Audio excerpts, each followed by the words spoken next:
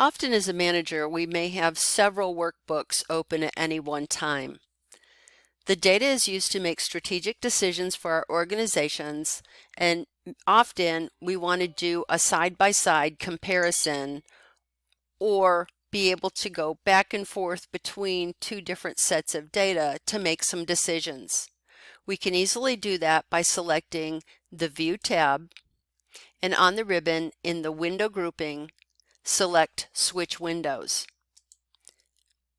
Here will be listed any of the workbooks that we have open, and we can switch to the other workbook simply by choosing it from the Switch Windows options. Another option that we may want to explore is comparing them side by side and having two windows open. And rather than having to resize our windows, Excel will do that for us. We can select Arrange All and select how we want the different views to look. A cascade view is used if you have several workbooks open, several meaning more than two or three. A horizontal view is a top to bottom comparison, and a vertical view is side by side.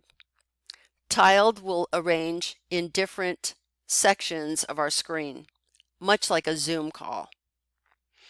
We'll keep it at vertical and select OK. And now we have a side-by-side view of each of the workbooks that's open.